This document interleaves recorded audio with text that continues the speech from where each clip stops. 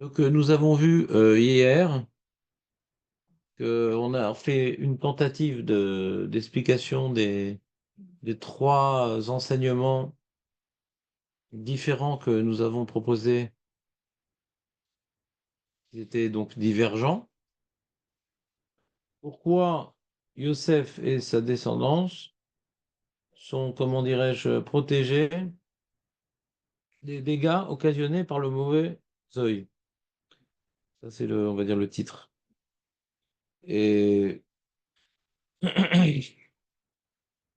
alors, on a dit que le premier limoud est marqué à Aléaïn, Altikra Aléaïn et là Oléaïn. Qu'est-ce que ça nous apprend d'après le Rashbam dans Baba Batra et Rashi dans Brachot Nunahe? On voit là-bas, c'est quoi Oléaïn? C'est qu'il est au-dessus des yeux. C'est quoi au-dessus des yeux? C'est il maîtrise ses yeux. Il maîtrise ses yeux. Alors, il n'y a pas marqué dans la Gemara par rapport à quel événement Yaakov Avinu, il a béni Yosef, dire qu'il maîtrisait ses yeux. Il n'y a pas écrit dans la Gemara. C'est le passouk vient statuer de la chose sans nous dire de quel événement cela provient. Nous avons proposé de manière pas rigoureuse, mais on a proposé quoi. C'est possible que on puisse ajouter à cet enseignement le Midrash qui disait que quand il a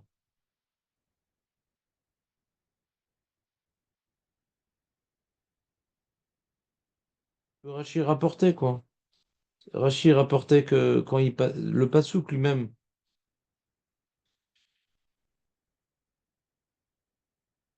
où est-ce qu'on voit qui maîtrisait ses yeux.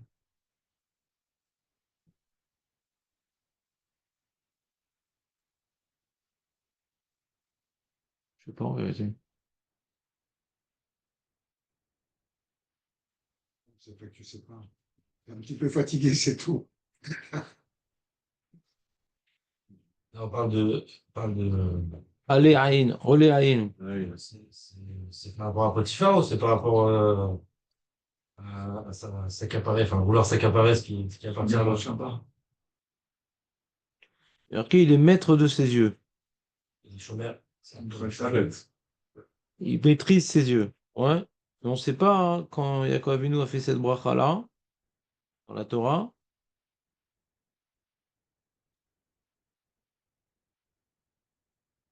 Est-ce que c'était une vision prophétique qu'il a eu Yaakov Avinu? Il savait que Yosef, il maîtrisait ses yeux, mais il ne savait pas de quoi il parlait Yaakov Avinu lui-même quand il l'a dit.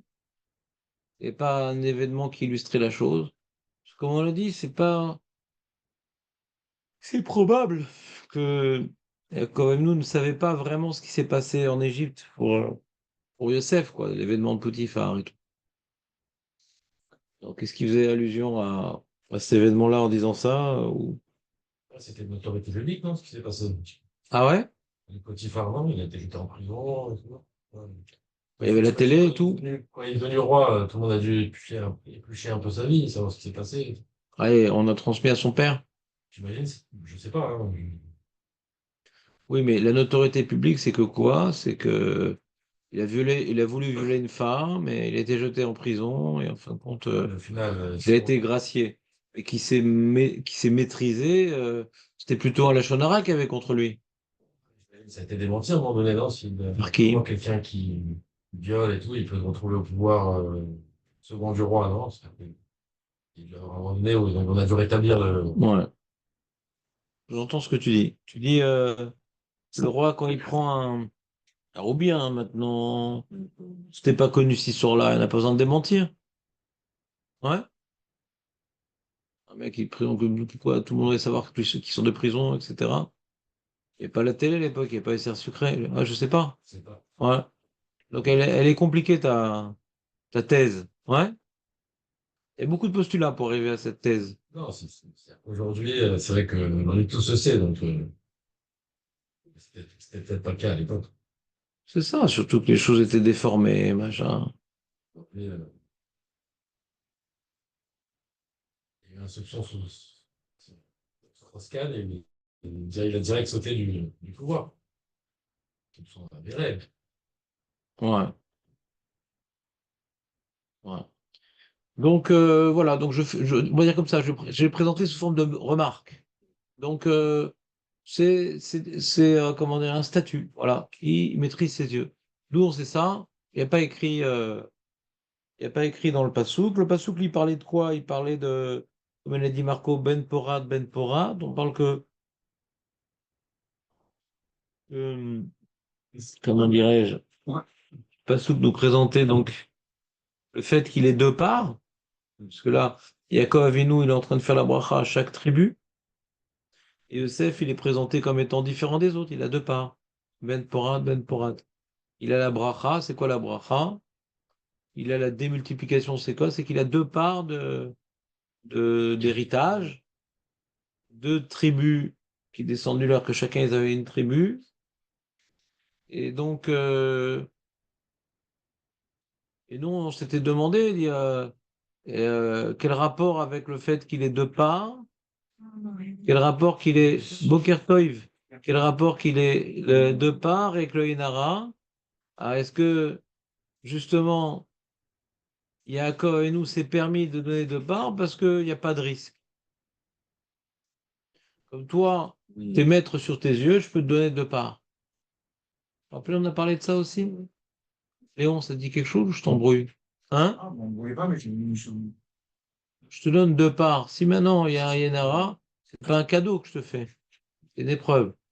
Comme ce passouk parle des deux parts, d'accord? Euh, Ben Porat, Ben Porat. Ça fait allusion à Ephraim ou Ménaché, qui prouve que Yosef, il a reçu une bracha particulière.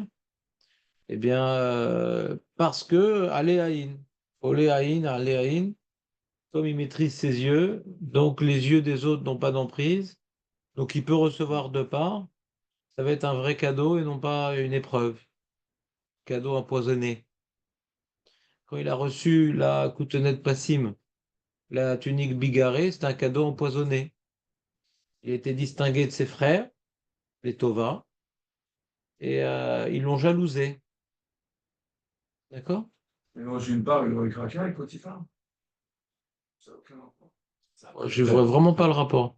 En général, tu dis pas de bêtises, donc exprime-toi parce que je ne comprends pas ce que tu dis, Birklal. C'est comme ça. Hein? Il dit des bêtises. Hein. Ah, bon, on est entièrement d'accord, Léon. Voilà, pour une fois. Baruch atah Adonai Eloheinu melech haolam shel kol yedro. Non, si tu as remarqué dans cette première explication qui est citée par la Gemara, nom de Rabbi Abaou, nous, on n'a pas parlé de Poutifar. Ouais? On n'a pas fait allusion à Poutifar. Hein.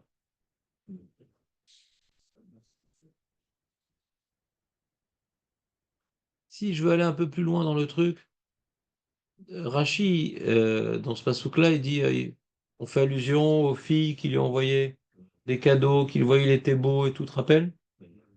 Le camé, le camé. Il s'appelait Léon aussi?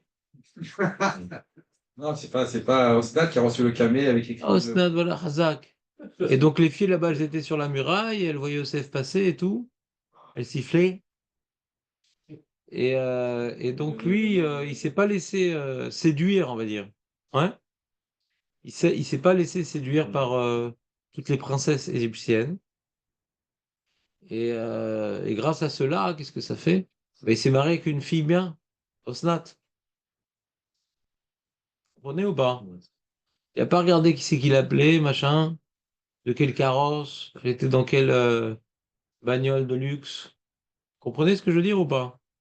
Et si maintenant il a bénéficié de deux tribus, c'est pas Stam parce que Yaakov il aimait bien. Parce que Ephraim et Naché, ben, c'est des tzadikim aussi. Ils ont développé des potentialités bien spécifiques qui permettent qu'ils peuvent occuper la place de deux tribus différentes qui vont faire bénéficier à Israël des facettes d'Avodat Hashem bien spécifiques. Si maintenant il avait répondu aux avances, il avait regardé les belles égyptiennes, peut-être il aurait choisi une femme là-bas. Il n'aurait pas eu deux tribus. Vous comprenez? Vous me suivez ou par politesse? Ouais?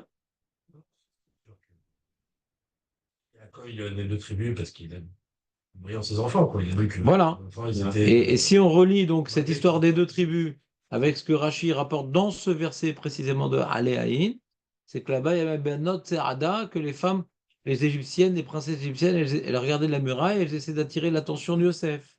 Et lui n'a pas eu son attention attirée, et donc il n'a pas pris l'une des princesses. Par contre, il a pris Osnat, qui était la fille de Dina. Et le fait qu'il ait gardé ses yeux, il a eu deux tribus. Donc peut-être qu'on peut relier tout ça ensemble. Vous me suivez ou pas? Marco, t'as compris? Meir? Pas le son? C'est lui qui n'a pas le son. Si, j'ai écouté, je suis en train de conduire. Ah, t'es en train de conduire. Bon, Hachem. Très bien, Bezrat Hachem. Donc, Léon, je te suis ou je te sème? Voilà.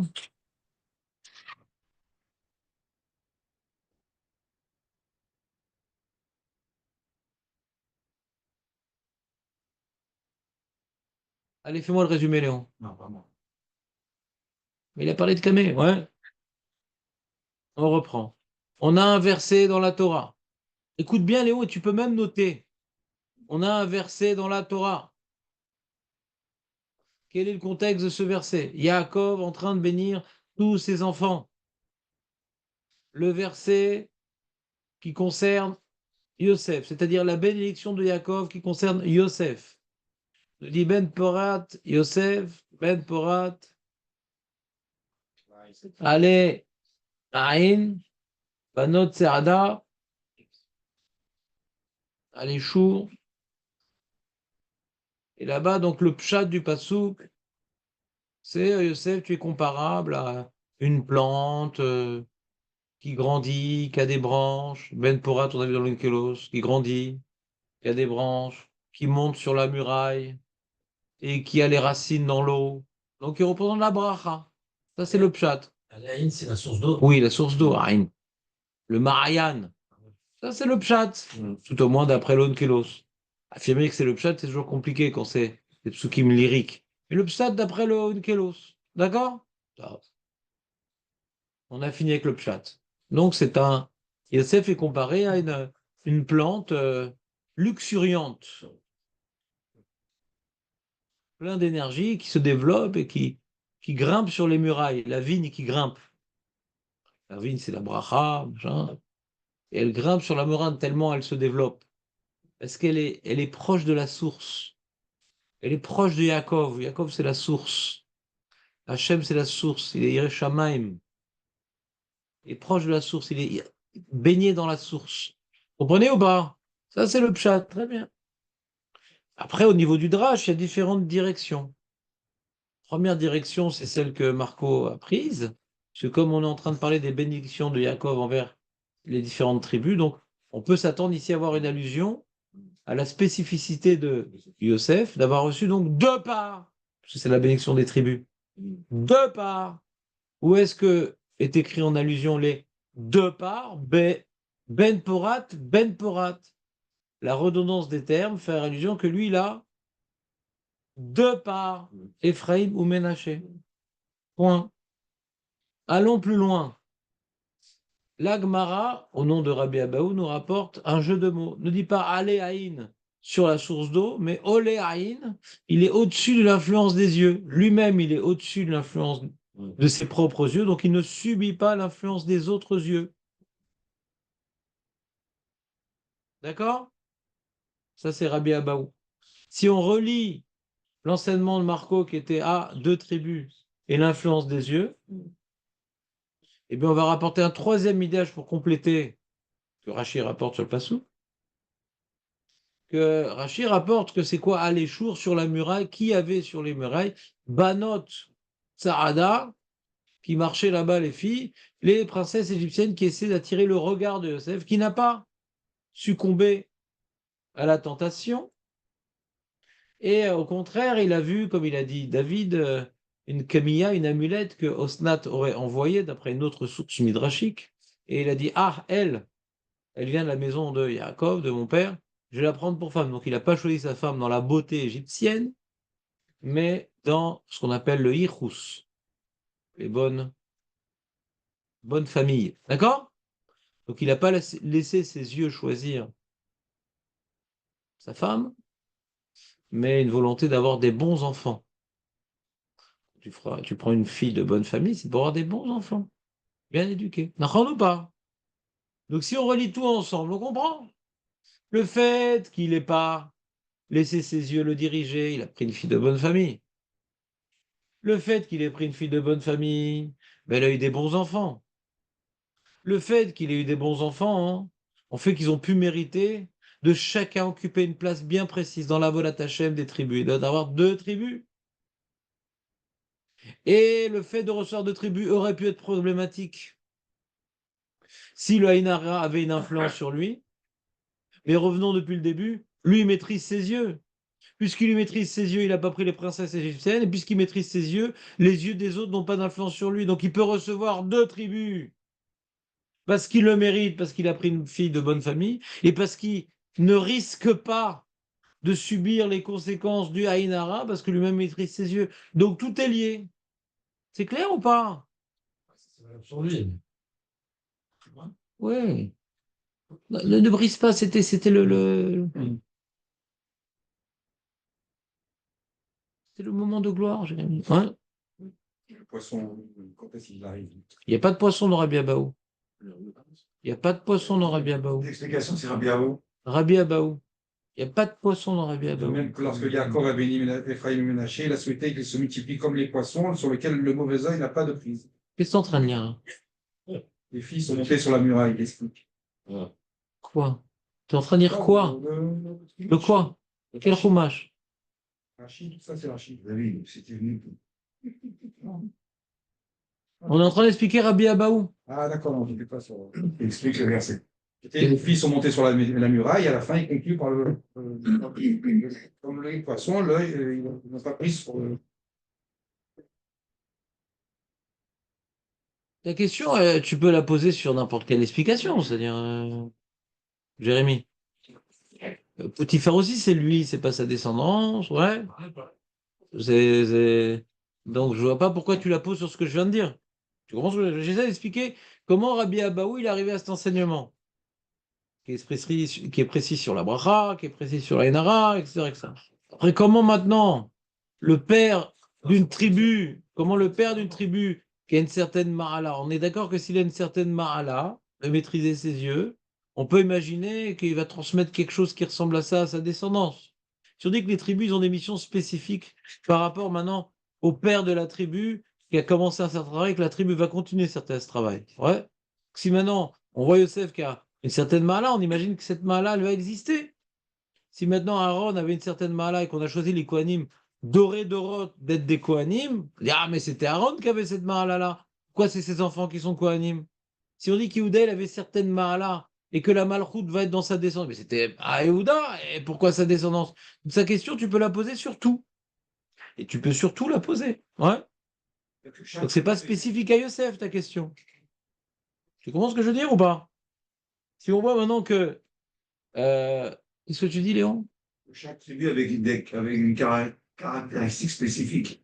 Bah oui. Pour Jacob, c'était retenir ses yeux. Yosef, c'était retenir ses yeux. Faire attention Pas que ça. Ouais.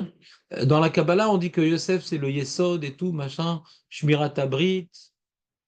Il est Midgaber sur Yetzera. C'est ça Yosef, c'est-à-dire. Et puis Kabbalah, c'est Yesod, ouais. Yosef, c'est Yesod. Je ne sais pas si vous connaissez un peu la Kabbalah.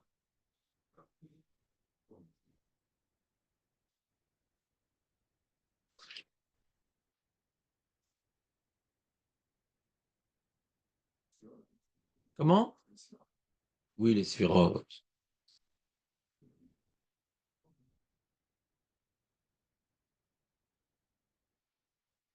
Donc tu comprends, Jérémy, ou pas? J'essaie de faire le lien avec votre Mara, c'est de dire que parce que Yosef, il gardait ses yeux, alors toute sa descendance a gardé ses yeux. Non, non, Ça non. paraît dur. Non, non. Alors je vais reprendre une idée que j'ai dit vite hier. on prie tous les jours dans la Mida. Il y a des mecs qui viennent un peu fous, un mec un peu malade, débiles. Ils viennent le vendredi. Il y a Marco, machin, c'est tout. Maintenant, Samuel aussi, pardon. Et eux, ils ont, hein? Je viens pas le vendredi. Bon, excuse-moi, je t'ai jugé en mal. Et donc il y a Marco, il vient vendredi. Et là-bas, on avait développé en longueur la notion de sroutavot. Ouais, tu peux m'amener le téléphone, s'il te plaît, Aurel? Ah ouais, je te mets en silence déjà. Non, non. Mais si déjà tu as l'application, on peut mettre en silence. Tu peux mettre sur Samuel aussi. Regarde. Amène-moi le téléphone, s'il te plaît. C'est pas grave. 1 heure dans la journée, c'est pas très grave. Loïc Rekloum. Loïc Rekloum. Voilà. Vous avez vu? Non, il peut garder aussi. Jérémy aussi. Non, le bon œil, Non, moi, j'aime pas. Aurel. Ah, Je ne confisque qu'aux gens problématiques. Ouais. Moi, je le garde, enfin, vous pouvez me faire confiance. Je te fais pas confiance, mais j'ai pas la force aujourd'hui de me battre. Donc, vous êtes avec moi ou pas? La notion de sroutavot. D'accord? Sroutavot. Avraham, machin, Chesed, Yitzhak, Gvura, Yaakov, Tiferet. Et Sroutavot, c'est un srout qui va donc bénéficier aux descendants des Avot, même s'ils ne sont pas au même niveau. On est d'accord ou pas? Ils ne sont pas au même niveau. Toute la notion de srout, ouais, qui vient profiter à la descendance, c'est un peu la question de Jérémie. Il y a le srout de Yosef, comment ça profite à sa descendance? D'accord?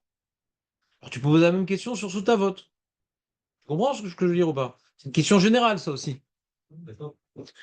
Et donc, quelqu'un qui s'oppose à ses origines, il dit non, moi je me reconnais dans Ben Gurion, ou je me reconnais dans Einstein, ou je me reconnais dans Herzl. Ouais. Alors lui, il n'a pas de sroutavot. Parce que sa définition, ce qu'il recherche à incarner, c'est pas Avraham, Yitzhak et Yaakov. C'est pas le Chesed, la Gvura et la Tiferet. Vous comprenez ou pas? Quand maintenant tu es loin du compte, parce que la Gemara dans Shabbat, elle dit Tamas Routavot. Avant la destruction du Beth Amikdash, il n'y avait plus de Srutavot, ce qui a permis la destruction du Beth Amikdash. S'il y avait le Srutavot, le Beth Amikdash n'aurait pas été détruit. D'accord? Donc c'est possible de ne plus bénéficier de la chose. La Gemara l'évoque comme non pas une possibilité, mais comme un événement historique. Ouais? C'est arrivé qu'on n'ait plus de Srutavot. Est-ce qu'aujourd'hui c'est le cas ou c'est pas le cas? C'est une discussion dans la Charonim. Peu importe. En tout cas, comment, pendant un certain moment, on a eu ce route-à-vote alors que on n'était jamais au niveau de Avraham, Yitzhak et Yaakov. Et à un moment, on l'a plus. Alors, une des réponses qu'on a dit depuis un certain nombre d'années, c'est quand maintenant tu essayes d'aller vers tes avotes, Hachem, il est patient, il te laisse le temps, il te fait bénéficier d'une certaine aide pour que tu y arrives. Mais quand maintenant tes ambitions sont ailleurs, pourquoi être patient? Et Khlal, c'est pas dans ton état d'esprit, ou bien autre idée, ou quand tu t'opposes, dis le chesed, non, il faut machin, chacun doit se débrouiller, ma pitom, qu'on va devoir supporter ces gens-là, ces parasites, ces machins, la Torah qui dit qu'il en faut. Par exemple, des gens qui viendraient, chas shalom, s'opposer aux valeurs d'Avraham, Yitzhak et Yaakov, s'opposer. On peut imaginer qu'ils bénéficient plus du Srutavot. C'est ça que je cherche à condamner des gens. J'essaie de vous dire que comment la Gemara a pu dire qu'à un moment on bénéficie plus du Srutavot, dans quel type de cas grave on peut imaginer qu'on ne bénéficie plus de Srutavot. Vous comprenez ou pas? C'est pas moi qui dis. C'est la Gemara. Je suis méchant. Donc, je ne vais pas dire ah lui il a pas Srutavot, lui il a pas. Je m'en fous, c'est pas ça que je cherche. Je cherche à comprendre un cas assez grave, et alors lui. Parce que Srutavot, c'est quelqu'un qui n'a pas de mérite. Alors, quelle différence entre lui qui n'a pas de mérite, qui bénéficie de Srutavot, et lui qui n'a pas de mérite, qui ne bénéficie pas de Srutavot? Il faut trouver un lien. Vous comprenez ce que je veux dire ou pas? Non? Non? Aurel, tu comprends ce que je dis ou pas? Voilà, Le c'est tout. scout, Alors maintenant, pareil pour Yosef. On peut dire la même chose pour Yosef. Yosef, maintenant, il travaille ses yeux. Il faut comprendre comment il a fait pour travailler ses yeux. C'est ça qui est intéressant. Yosef, il travaille ses yeux. Et donc, les yeux des autres n'ont pas d'influence sur lui. Très bien. Magnifique. Et donc, les descendants de Yosef, ils ont un srout particulier. Et s'ils travaillent pas du tout les yeux, ou il dit non, au contraire, je vais me laisser plonger dans les yeux, il y a Choliot qui bénéficiera presque plus de la protection qu'il a de descendre de la tribu de Yosef. C'est possible. Mais si maintenant il ne s'oppose pas à cette main-là, et des fois il y arrive un petit peu, ou il aimerait quand même, et il fait un petit peu d'effort, alors il bénéficie du srout de Yosef. Vous comprenez ou pas? Mais un mec d'une autre tribu, pour bénéficier de la protection du Haïnara, alors lui, c'est possible qu'il pourra en bénéficier, mais lui, il a un travail énorme à faire. Il doit vraiment faire une Shmira Tenaïm de folie, par exemple, après cette première opinion. Alors que celui qui descend du Yosef, le fait de ne pas s'opposer à Shmira Tenaïm, il a mis un filtre sur son téléphone, ouais, et des fois il regarde, des fois il est pas comme Yosef. Mais un petit effort suffirait pour bénéficier du srout de Yosef. Vous comprenez ou pas? Je dis pas que c'est écrit à Gemara, je dis. Je peux envisager que ça puisse être audible, une telle présentation. Le fait de Ça s'opposer, a répondu à ta question, Jérémy, ou pas? je n'ai pas répondu à ma question, Raph. Le fait de s'opposer au srout Avraham, Yitzhak et Yaakov, ça n'empêche pas que ce srout, il est inconditionnel. Ouais, si la Gemara de Shabbat n'avait pas parlé, on aurait pu t'écouter. La Gemara, elle dit Tamas Routavot. Donc j'essaie de comprendre pourquoi Tamas Routavot. Je dis non, non, toi tu dis Lo Tamas Routavot, c'est Lo Yacholiot. La Gemara, elle dit que oui. C'est Marloquette là-bas, Tamas Routavot ou pas. Je voudrais expliquer l'opinion qui dit que Tamas Routavot. C'est Marloquette, est-ce que Tamas Routavot? C'est une Marloquette. Que Shmuel, Ra, je ne me rappelle plus toutes les opinions qui étaient en présence. C'était quoi, Dafnoun et je ne me rappelle plus. Je ne rappelle plus quel Daf. Vers là-bas en tout cas. Ouais, c'est Dafsouné parce que là-bas on parle du Khorban Bet Amikdash. Bekitsour. Donc si on suit l'opinion que Tamas Routavot, comment c'est possible un truc pareil? D'accord? Revenons à notre sujet. Donc ça c'était Rabbi Abaou. Ouais, il maîtrisait ses yeux, donc les yeux n'ont pas d'influence sur lui. Maintenant, la question qu'on peut se poser, et on ne va pas y répondre tout de suite, mais d'où il avait cette force? On est tous des hommes, on a tout ça, Yetzerara. Comment lui avait cette force de ne pas être soumis à cette énergie incroyable qui bouillonne en nous, d'être attiré par les femmes. Alors c'est vrai qu'on ne va pas faire tout et n'importe quoi à cause de ça. On a des lignes rouges qu'on ne dépasse pas. Mais on sent que il y a une inertie qui nous... Ouais, il y a une attirance, comme on dit. C'est un peu plus exact, une attirance, une mal à saute. Et vu maintenant le contexte dans lequel il était plongé, il a été abandonné de ses frères, machin, 17 ans, etc., il était beau, truc, et il a réussi finalement à tenir, c'est fort. C'est fort.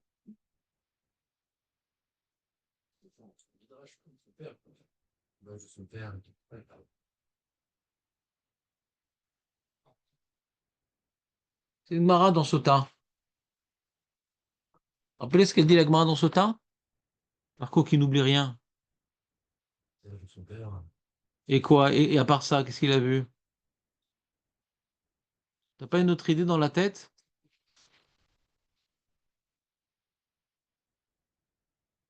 Marco, on a placé tellement d'espoir en toi.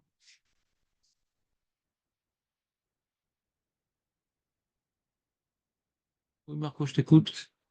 Pour lui perdre son ifous, ouais. Pour Lui perdre quoi? Tu te rappelles? C'était quoi qu'il a pas lui perdre? Tu te rappelles ou pas? Il allait perdre quoi? Tu te rappelles ou pas?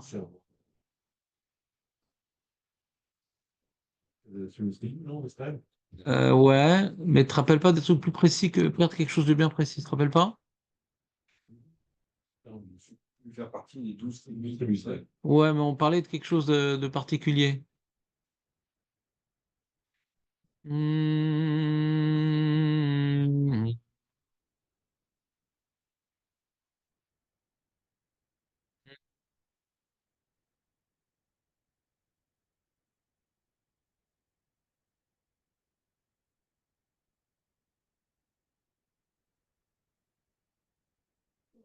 Donc c'était dans la fioute de Sota, et elle m'a comme ça, Yosef, Shekidesh Shem Shamaim Beseter Zacha,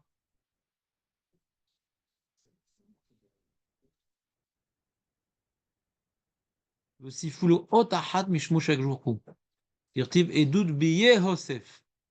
Shemo, que c'est Elim, hein, on le dit à Rosh Hashanah. Mais Yosef, il y a un He. Yehuda, chez Kidesh, Shem Pharesia.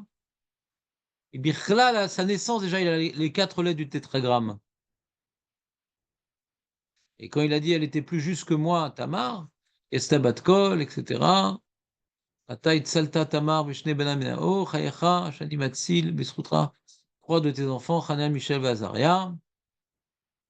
Et alors attends une seconde, ça c'était la première Gemara que je voulais vous rapporter. Kidesh Shem Shamaim Beseter. Alors où est-ce qu'il est l'histoire? Voilà, je crois que c'est ça. Non, on regarde pas la Gemara. Ça c'est sur Mitzrayim. Je regardais dans Chumash, ça ira plus vite. Petit Chumash. Ouais, c'est quoi ça? Shemot. Non, c'est pas Shemot, c'est Bereshit.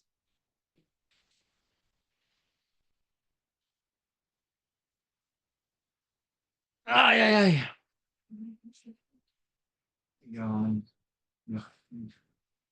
Quoi? Qu'est-ce qu'il y a, Léon? Et toi, tu t'appelles personne, enfin?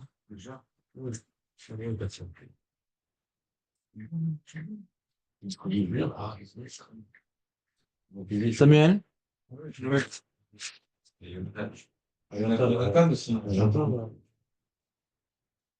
Et puis ils ont mangé trop de galettes.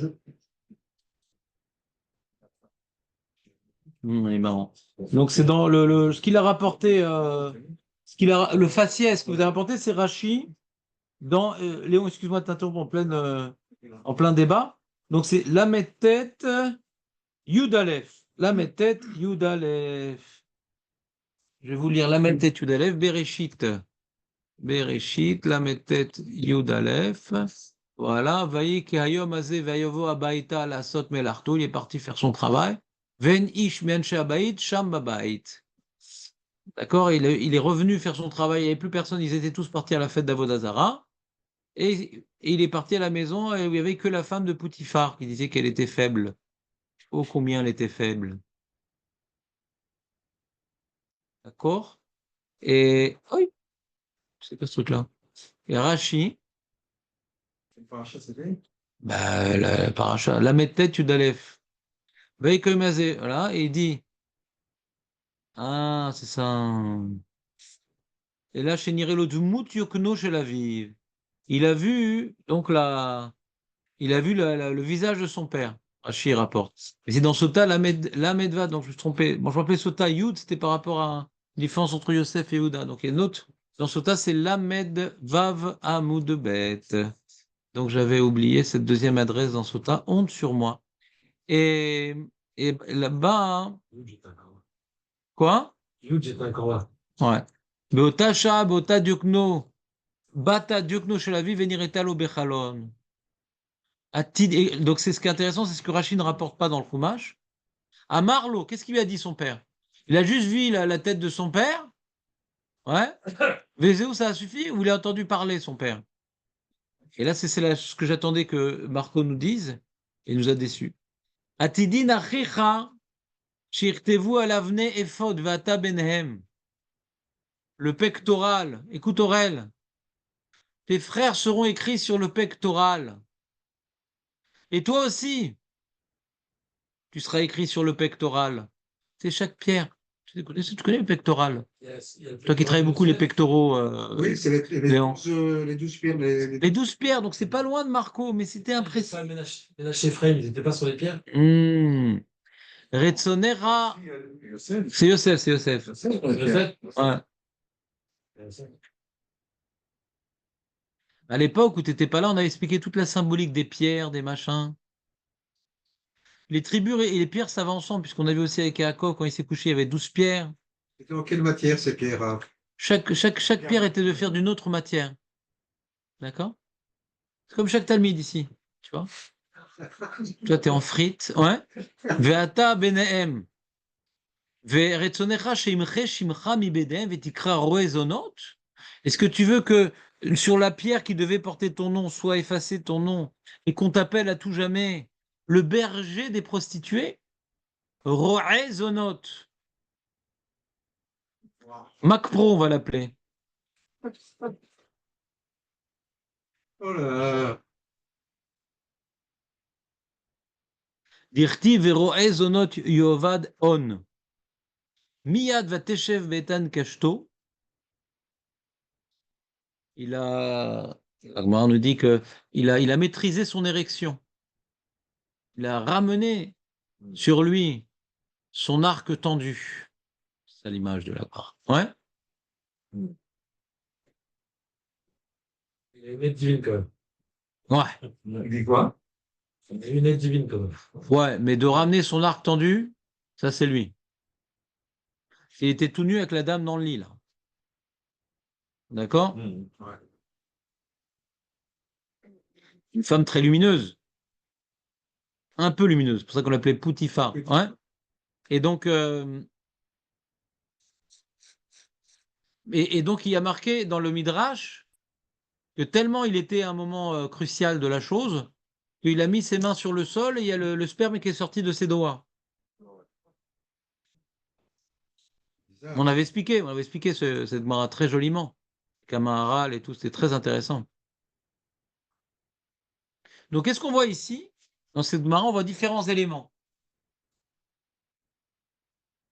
On voit différents éléments. On voit donc qu'est-ce qu'il a permis. Alors, il a une aide, bien sûr. Vous savez que nous aussi, il y a marqué dans la Gemara, parce que Jérémie, Adine marque une remarque judicieuse. Il a dit, il a une aide divine. Ouais. Mais la Gemara, elle nous dit, le Yetzera est tellement fort que si Hachem ne nous aidait pas, on tomberait tout le temps. On est tous aidés de toute façon d'Hachem devant le Yetzera. C'est pas que lui. Hachem l'a projeté dans une histoire comme ça, compromettante, mais aussi il donne la possibilité de s'en sortir. Quand Hachem nous envoie une épreuve, il y a toujours la possibilité de s'en sortir. Qu'on est tous aussi protégés d'Hachem. La question, est-ce qu'on profite de son aide ou on la jette, son aide? Vous comprenez ou pas? Hachem, il a fait un petit clin d'œil en lui montrant l'image de son père et les pierres du pectoral. Ouais. Donc, qu'est-ce qu'il a montré? Il dit, tu as un travail particulier. Chacun de tes frères, ils ont une place dans la Volat Hachem pour être le reflet. Le pectoral, c'est le reflet de la perfection divine, comme on l'a expliqué ce vendredi. Et donc, chaque tribu, elle a un devoir d'incarner une certaine perfection. Un homme ne peut pas incarner toutes les perfections. Si tu incarnes la Midat Adin, forcément, tu ne vas pas être parfait dans Midat Chesed, et réciproquement. Donc, il y a une complémentarité dans le Ham Israël. Pour chacun, il va incarner de manière parfaite une Mida d'Akadosh Baruch Hu. Et quand les 12 se complètent dans leur Avodat Hashem, eh bien, on voit donc, on est le reflet de la perfection divine, puisqu'on voit les 12 perfections divines être en association, et on voit le Echud Hashem dans sa perfection la plus incroyable. C'est pour ça qu'on dit Ata Echad de Shimcha Echad, Mi Goy Echad Baaretz. C'est un Israël, Rome, on est Echad. Quand on est tous réunis, on est Echad. Parce que toutes les perfections sont reliées les unes avec les autres, sauf qu'un homme qui est limité, il ne peut pas incarner toutes les perfections. Quand tu travailles un sujet, quelqu'un qui veut incarner la Torah, ça va être au dépend du chesed. Il n'a pas autant de temps, il ne va pas pouvoir aller dans les hôpitaux, aider les gens, etc. Parce qu'il doit incarner la Torah, il est dans l'enseignement. Comprenez ou pas? Pas incarner toutes les qualités. Comprenez ou pas? Et donc chaque tribu avait une qualité particulière, qui est un reflet de la perfection divine, et Yosef aussi. D'accord? Et comme Yosef, il incarne le Yesod, effectivement, s'il faute, il a plus sa place. Ari Yehuda, il a fauté dans le Yesod, mais il n'a pas perdu sa place pour autant. D'accord? Vous comprenez ou pas ce que je veux dire? Yehuda fait assumer ses responsabilités. C'est un roi. Tu as des responsabilités, tu les assumes. C'est un malchoute. C'est ça que la Gemara a dit que Shaoul, il a fait une faute, il a perdu la royauté. D'accord? Pourquoi? Parce qu'il devait obéir au Navi Shmuel pour éradiquer Amalek, mais il dit, mais le peuple, il voulait pas que... C'est le peuple. Le peuple te suit, c'est pas toi qui suis le peuple. Donc il a fait une faute qui était noguée à la malchoute. Comprenez ou pas? Alors que Yehuda, il incarne, j'assume mes responsabilités. J'ai dit à papa que je ramènerais Binyamin, je suis prêt de rester en esclavage. J'assume mes responsabilités. D'accord? Je vois que Tamar, c'est Tamar qui est devant moi sur le bûcher, d'accord? Je reconnais mes torts, j'assume mes responsabilités. Vous comprenez ou pas? Donc, si maintenant tu sais te diriger en assumant comment dirais-je, tes responsabilités, eh ben, tu es peut-être un descendant de Yehuda. Si maintenant tu n'assumes pas tes responsabilités en étant un descendant de Yehuda, eh ben, tu profanes, ouais, ta qualité et tu pourras perdre la qualité de Yehuda. Yehuda aurait pu perdre sa qualité, comprenez ou pas? David Abeler assumer ses responsabilités. Encore une fois, on voit. Alors, est-ce que c'est une faute? C'est pas une faute? Il a été avec Bathsheba, ouais? Shlomo Ameler, il s'est marié avec trop de femmes plus que ce qui était prévu. Donc, on va. Le Yesod dans Yehuda, il est toujours problématique. Il y a une tension, tu vois, il y a une concurrence entre Yosef et Yehuda. Vous comprenez ou pas? C'est-à-dire que Yosef, lui, c'est le Yesod, et on voit que Yehuda, il a un problème avec le Yesod. Vous comprenez ou pas ce que je veux dire? Il y a eu Tamar pour Yehuda, il y a eu Bathsheba pour David, il y a eu Bat Paro pour Shlomo. Vous comprenez ce que je veux dire ou pas, non? Vraiment? La malchoute, la conquête. La malchoute, c'est la conquête. Et la première notion de conquête dans la Torah, c'est conquérir la femme. Quelqu'un qui a de l'ambition, qui a de la conquête, donc il a forcément plus d'attirance vers les femmes. Vous comprenez ce que je veux dire ou pas? C'est lié à la Ma'ala d'Yehuda. Un conquérant. Il y a marqué pourquoi la femme, elle est ptoura de périvirivia. Ouais, c'est comme elle n'a pas le devoir de conquérir la terre, elle n'est pas tour. La périvirivia, c'est lié à la conquête. Un homme, quand il va maintenant chercher une femme, il y a un esprit de conquête. La femme, elle n'a pas le devoir de se marier, d'avoir des enfants, parce qu'elle n'a pas cet esprit de conquête. Vous comprenez ou pas? Non, comprenez pas? Vous n'avez pas cette sorte de conquête dans le... Non, les mecs, un peu... Enfin... Tellement d'années que je vous enseigne des trucs. Moi, j'ai pas du tout l'esprit de conquête, là. Je sais, je sais. Ah, mais ça, son pire extrait, on n'a pas besoin de pire extrait. Il est marqué comme ça. Il est marqué...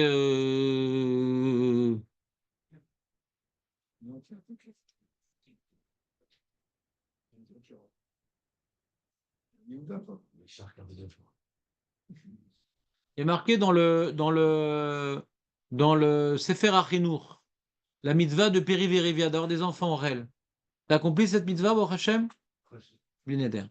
Mais chercher mitzvah zou, non, parce qu'il faut, quand on a un garçon et une fille, il faut qu'eux-mêmes, Bezrat Hashem, ils aient des enfants. Ça y est, il y a une perpétuité. Mais chercher mitzvah zou, kedé chez Olam meyushav. C'est pour remplir le monde. Hashem Baruch Hu chafetz beishuvu, que dit lotier bera'a leshevet yitzra, ve'im ishva gdola, kol mizot shebaolam.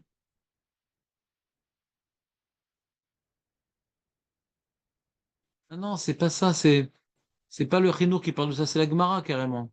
Je me trompe. C'est la Gemara. C'est la Gemara. La Gemara, il dit Vekif Shua. Il est pas sous attends. On passe d'un sujet à l'autre, c'est dommage. Peut-être on peut laisser ça de côté. Donc faites-moi confiance. Chose qui est, je sais, difficile pour vous, mais Jacob, il voyait plus la Marco dans Youssef au départ. exactement, exactement. À la fin, la fin de la vie. Yosef, c'est la malchoute, Yosef aussi, Ouais. dans la galoute. Ah, ouais. Ce qu'on appelle Machir Ben Yosef. Yosef, c'est la malchoute dans la galoute. D'accord? Et dans la galoute, ouais, C'est quoi un roi en galoche? un roi en galoute, ouais, Un roi, il n'y a pas de roi. Enfin, Le ministre. c'est justement protéger des influences. Et Yosef avait cette force de protéger des influences, parce que lui-même a été protégé des influences en Égypte, et même Ephraim et Ménaché n'ont pas été influencés au culte égyptien, ils sont restés des tzadikim entourés de gens qui ne l'étaient pas. Ouais. Donc il représente justement, et c'est pour ça que Préti Shevet Ménaché a été mis avec Gad et Révouel de l'autre côté du Jourdain où il y avait une plus grande influence des Goïms, parce que eux savent se préserver de l'influence. Vous suivez ou pas? Et quand il y a le schisme, donc on est le schisme, la séparation des tribus d'Israël, qui s'est régné sur tribu d'Israël, c'était Yosef, Yerovam, qui est la tribu de Yosef. C'est le rang, et il avait reçu la malchoute du Navi. Il avait reçu la Malchut du Navi. Donc il y a une notion de Malchut. D'accord? Yehuda n'incarnait plus sa mission et il fallait maintenant attendre que Yehuda retrouve sa mission en attendant quelqu'un qui protégeait les autres de l'influence, mais malheureusement, il les a poussés à faire la Vazar, donc il a fait l'inverse. D'accord? Donc il y a une notion dans Yosef, il y a maîtriser par rapport aux influences extérieures, le roi, il doit maîtriser. D'accord? Il y a par rapport aux influences extérieures, je me maîtrise, et il y a diriger. Yehuda, c'est celui qui dirige, et Yosef, c'est celui qui maîtrise. Vous voyez la différence ou pas? Et pour diriger les autres, il faut savoir se diriger. Donc il y a une certaine forme de maîtrise quand je me dirige. Parce que si tu te maîtrises pas, eh ben, tu peux pas te diriger un jour comme ci, un jour comme ça. Donc c'est deux approches différentes. C'est deux approches différentes. Mais Yosef, c'est par rapport à l'extérieur, et Yehuda, c'est par rapport à tirer l'extérieur avec lui. Vous comprenez ou pas, non? Non, c'est trop général. Non, c'est ça. Donc c'est simple. Revenons à notre sujet. Pourquoi on a parlé de tout ça en fin de compte? Non, non, ça c'était vraiment déjà un truc complètement sorti de son contexte. Revenons. Quelqu'un a suivi toute l'histoire? Là, j'ai perdu, je suis parti en vrille. Oui, comment on fait? Comment Yosef il a eu cette force-là d'être le Yesod, de maîtriser ses yeux? Alors, Jérémie, il a eu une aide divine. On a tous une aide divine face au Yetzirah. C'est pas ça la particularité. C'est qu'il a bénéficié de cette aide-là. Il a vu maintenant qu'il avait un travail à faire sur terre pour refléter la perfection divine. Il n'a pas voulu le perdre. D'accord? Donc on voit que sa mission dans sa vie, c'était qu'est-ce qu'il a retenu de la faute? C'est pas le Guéinam. Hein. Vous comprenez ou pas? Un autre dit on lui aurait pu montrer le Guéinam sous ses pieds, ça l'aurait retenu. C'est pas le Guéinam qui lui faisait peur. C'est pas les souffrances, comment dirais-je, comprenez ou pas? Nous, qu'est-ce qui nous aurait retenu? On nous montre le Guéinam, ça nous calme direct, d'accord? Imagine, on te montre, voilà, c'est quoi le livre que tu aurais pu écrire? Tu es dans le lit avec la plus belle femme du monde, ouais. Si tu vas avec elle, tu vas pas écrire ton livre.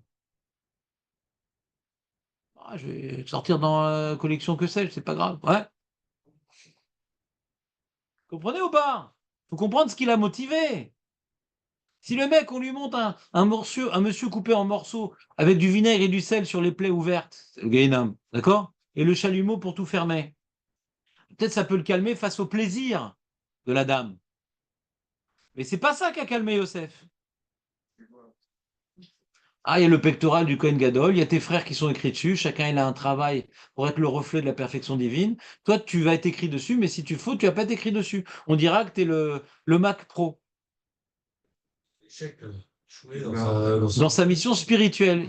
Lui, sa vision dans son monde, c'est de représenter Dieu sur terre. C'est pas de pas souffrir. C'est pas un homme qui cherchait le plaisir. C'est un homme idéaliste. D'où est-ce qu'on voit à chaque fois? On voit que quand il était dans la prison, quand il était dans... À chaque fois, on voyait qu'il était déjà, quand Paro il a dit, ah, t'as expliqué le rêve, c'est pas moi, c'est Elohim. Il se sentait être envoyé d'Akadosh Baruch Hu. Il se sentait être représentant d'Akadosh Baruch Hu. C'est ça qu'il a. Et par la suite, on le voit. Parce que quand maintenant il était chez Paro pour raconter le rêve, il dit c'est pas moi qui ai raconté le rêve, c'est Hachem qui m'a ouvert. Quand il était roi en Égypte, comment il n'a pas perdu la tête parce qu'il se voyait envoyé par Hachem pour donner la parnassa à ses frères, comme il a vu dans son rêve, il voyait que tout provenait d'Hachem. Vous comprenez ou pas? Donc il était effacé devant Dieu. Donc c'est un travail difficile, tu comprends ou pas? C'est-à-dire si maintenant le tikkun hayesod, c'est pas le Gehinam. Donc pour croire, tu vois, tu penses au Gehinam, ça te protégeait du Yetzara contre les femmes. Non. De l'exemple de Yosef, c'est pas ça. L'exemple de Yosef, c'est pas ça. Et on voit des mecs qui sont dans mettre le Yetzara des femmes, dire ah je vais mourir, ils sont tout le temps dans la mauvaise conscience, ça les aide pas du tout. Hein. Vous remarquez ou pas? Les mecs, des fois t'entends et tout. Les mecs ont fait des tchouvas et tout, machin, j'étais dans ci, après. Je ne suis pas certain de ça. Comment tu veux remarquer Non, ça? je suis pas en train de te demander ton opinion. Je suis en train d'analyser une paracha de la Torah qui nous présente Yosef comme étant le Yesod et qui nous présente la Gemara, quelle était sa force, comment il s'est retenu. Je suis pas en train de demander de votre avis, je suis en train d'analyser une Mara. Et donc on voit dans la Gemara, c'est pas le Gehinam qui l'a retenu, c'est de perdre sa mission spirituelle sur terre. Donc la faute avec une femme, c'est un acte complètement bestial. On pourrait croire que la souffrance physique, c'est sur le même plan, et c'est ça qui va me retenir. Pourquoi non? Parce que je pense que la souffrance physique qu'il y a au Guéinam ou des choses, ou Baolam Hazé, elle n'est pas aussi intense que le plaisir physique qu'apporte l'acte. Je ne sais pas si c'est au même plan. Vous comprenez ce que je veux dire ou pas? Ça, C'est deux choses. Je suis pas, s'il te plaît, Samuel. Je suis pas sûr que l'un s'oppose à l'autre, que l'un soit plus fort que l'autre. Vous comprenez ou pas ce que je veux dire? Par contre, la boucha olamite de quelqu'un qui aurait pu avoir une dimension spirituelle et que au lieu de s'appeler le Yesod, il s'appelle le Mac, ouais. Ça y a que ça peut être comparable. Mais j'irai un peu plus loin dans l'idée, si vous me permettez. On voit que la Gemara nous dit qu'est-ce qui nous permet de ne pas fauter dans ce genre de choses? Le Yetzirah des femmes. Qu'est-ce qu'elle dit, la Gemara, sur ça? Oublions Yosef 2 minutes. Qu'est-ce que la Gemara nous dit? Qu'est-ce qui nous protège du Yetzirah des femmes? Comment on peut lutter contre le Yetzirah des femmes? Qui sait qu'il y a le Yetzirah des femmes plus qu'un autre? Non. Gainsbourg, il n'était pas beau gosse. Ouais. Hein? Gainsbourg n'était pas beau gosse. Tu veux la Torah? Hein? Tu veux la Torah? Ouais, ben non. C'est mes fourrages de. Complètement mes fourrages. D'ailleurs, le Rambam, il en a fait un adage. C'est Chazal, mais il dit que le Yetzer Hara ne peut, comment dirais-je, euh, être développé dans un cœur vide de Torah. D'accord? Donc, quand maintenant on est dans un endroit, il y a des femmes jolies, des trucs, etc., tu as un mariage, il y a un buffet, chez Mishmor, donc le buffet, c'est l'occasion de voir des choses qu'on ne doit pas voir.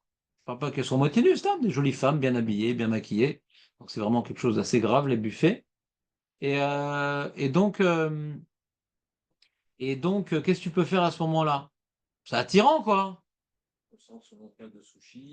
Non, pas du tout. Là, c'est vraiment te faire du sushi. Ouais, justement, qu'est-ce qu'on peut faire à ce moment-là? Eh bien, tu es en train de réviser ton chiot. C'est le seul moyen. Ce que tu veux. Rigoler si vous voulez. Je suis en train maintenant de vous proposer un système que j'aimerais l'appliquer à moi systématiquement, qui nous donnera un grand olam haba. La tête pleine, pas de la bouche pleine. Voilà, exactement. La tête pleine de Torah. La tête pleine de Torah. Ou bien tu vas prendre ta tutacette rapidement et tu te mets dans la salle tranquillement pour pas être confronté à la foule féminine que pas les. La femme, quand elle s'habille jolie, elle se maquille, elle n'a pas de mauvaises pensées, hein. Mais elle n'est pas là pour attirer forcément les hommes, elle ne réfléchit pas à ça. Mais nous, ça nous attire, elle la saute. Si elle était en chalouk, ça n'aurait pas fait le même effet. D'accord? Donc, et Bémet, on voit que Yosef, dans Chazal, on voit que Yosef, il a reçu la Torah de Yaakov. Yaakov, il a transmis sa Torah à Yosef, c'est pour ça qu'il voulait faire de lui le roi. Vous vous rappelez de cette histoire-là ou pas? Non? Vous vous rappelez pas? Il lui a enseigné la Egla Aroufa, il était tout en train d'étudier avec lui, c'était son petit préféré. Donc il a reçu la Torah de Yaakov. Et la Torah, c'est quelque chose d'extraordinaire, parce que quand tu es en train de réfléchir à la Torah, tu as des femmes devant toi. En vérité, tu es Mechoubar à Kadosh Baruch Hu. Tu es en train maintenant de te plonger sur qu'est-ce que Hachem il dit, qu'est-ce que Hachem il pense, qu'est-ce que Hachem il t'ordonne. C'est pas Stam, une technique. Si tu faisais des maths, ça aurait été différent. C'est vrai que quand tu fais des maths, tu pénètres dans une concentration, mais c'est pas pareil. Il y a des mathématiciens très vicieux. Ouais. Ça n'aide pas particulièrement. C'est pas parce que tu es concentré dans quelque chose, quelle que soit la chose, que tu vas te protéger des mauvaises pensées, d'être attiré. Non, non, on parle de Torah. Ce Torah, c'est que tu es connecté à Hachem. On voit que Yosef, c'était la Hirat Shamayim, connecté à Hachem. Et qu'est-ce qui connecte à Hachem? C'est le Limouda Torah. D'accord? Donc si maintenant on veut maîtriser ses yeux, il faut avoir la maîtrise de ses yeux. Si on a une vraie maîtrise de ses yeux, Jérémie, si on a une vraie maîtrise de ses yeux et qu'on ne descend pas de Yosef, on peut quand même bénéficier de la protection? Je demande une preuve. Je ne suis pas la source. Tu bénéficies du srout des avots. Les avots, il n'y en a que 3. Avots, il n'y en a pas 4. C'est Avraham, Yitzhak et Yaakov. Bah oui, Yosef ne fait pas partie de la liste. On parle de Yosef maintenant. Est-ce que maintenant quelqu'un qui ne descend pas de la tribu de Yosef pourrait être protégé du Aïn Hara s'il utilise la même technique que Yosef? Question. Technique, c'est-à-dire de. Je sais pas, on va voir c'est quoi la technique. On a 3 drachot. Pour l'instant, on a la technique de maîtriser ses yeux. Première dracha, par exemple. Pourquoi pas? Mais je demande pas pourquoi pas, je demande une source. Il étudie. Non, Il étudie. non, on a une source méfourechet. C'était là hier, non? Qu'est-ce qu'on a vu hier? Voilà, voilà. Non, je sais pas, c'est un vrai descendant. Ça, c'est la Gemara dans Brachot d'Afkaf. Il y a une Gemara dans Brachot d'Afnunehe. Rappelle ce qu'elle disait ou pas? Ayman, l'Ashkenaz, Ayman, Be'aïl Bemata, Ayman. Vedachil Me'ina Bisha. Ça vous dit rien ou pas? Ouais. Quelqu'un qui rentre dans la ville, il a peur du Mosaï parce qu'il vient avec sa Porsche. Ouais, il y a les Zachar Yosef. Voilà. Il dit, je descends de Yosef. N'importe qui peut dire ça. Avec les mains. Voilà, avec les pouces. Comme ça, ouais. La ville chinoise, pouce-pouce. Ouais. Tu l'as, Léon? Ouais. Mais T'arrives pas à le faire, Léon? Ah, il a mal au doigt, ouais. Il prend un doigt. Ah ouais? Il descend de 7 direct, c'est pas besoin. C'est le vieux beau gosse du chiour. Merci. Ouais, je sais. Sans le vieux, ça. Pas vieux, c'était. Ben non, c'est notre. J'ai un problème avec ça. T'as raison, je suis vieux. Avec sa barbe, il ressemble à Capitaine Caverne. Ouais, Le capitaine, c'est pas grave. Le il rafle ça. Capitaine Caverne. Vous vous rappelez ou pas? Non, non, vous vous rappelez de la Gemara d'hier? Donc la Gemara, elle est étonnante. Parce que le mec a peur du NRA, il dit, ah, je descends de Yosef. On a le droit de mentir? D'où tu sais? Le mec, il va vite faire une prise de sang, il va aller là-bas à Betat Futsot pour voir ses origines et tout. Est-ce que Bremet descend On voit que ça s'applique à n'importe qui. Celui qui a peur du NRA, il dit, je descends de Yosef. Chacun de ses valeurs. Voilà, donc de là, j'ai une preuve que même si génétiquement parlant, je ne descends pas de Yosef, quand je renforce en moi la personnification du travail qui protège Ainara, donc la personnalité de Yosef, eh ben ça me protège. J'ai pas besoin forcément de descendre. On l'a dit, quand tu descends Mamash de Yosef, tu as besoin de faire moins de travail parce que tu bénéficies de son shrout, donc tu ne t'opposes pas au travail de Yosef. Alors tu as un bouclier gratuit. Mais quand tu sais pas de quelle tribu tu descends, incarne l'amida de Yosef à un certain niveau, ouais, pour te protéger. On ne sait pas combien ça protège, mais ça protège un peu en tout cas. Celui que tu as peur de rien, fais ça. Et ce qui va être complètement protégé, il n'y a pas écrit. Mais en tout cas, c'est ce qu'il a de mieux à faire et ça va un petit peu le protéger. Dans le pire des cas, ça va un peu le protéger. Complètement, je ne sais pas. Ce qui va être autant protégé qu'un descendant de Yosef, c'est pas écrit dans le Gemara. En tout cas, c'est ce qu'il y a de mieux à faire. Vous me suivez ou pas? Jérémy, c'est bon ou pas la preuve? Tu es d'accord avec la preuve? Ouais, j'essaie de réfléchir avec. Ça rentre pas avec les poissons, ça. Les poissons. Ah non, pour l'instant, on n'est pas dans les poissons. Non, justement, cette histoire. Et on était resté sur une question hier. On était resté sur une question hier. On dit quand la Gemara d'Ambrachot d'Afnoun. C'est ça, ouais? Nun Hamoudbet. Quand la Gemara d'Ambrachot d'Afnoun, elle rapporte cette histoire du monsieur qui rentre dans la ville, pousse-pousse, etc. Et s'il a peur du Ainara contre lui-même, Aurel, on peut se faire à soi-même du Ainara. Agmara, elle dit regarde le flanc gauche de ta narine. Ça te protège de ton propre Ainara. Je sais pas, moi. Bah, fais gaffe. Pourquoi le côté gauche? Achète-toi une main de Fatima parce que ça peut pas durer comme ça. J'arrive que de droite. Bah, les mecs, il faut aller chez un. Faut faire des exercices. Je veux voir les deux. Je veux voir les deux. Faut aller chez un ophtalmo, Blainara. Pas le gauche. Pas le droit. Lapide, il a une explication pourquoi le gauche, ouais. Toujours regarder à gauche. Oui, dit comment ça, l'histoire de. On l'a pas dit. Prenez votre feuille.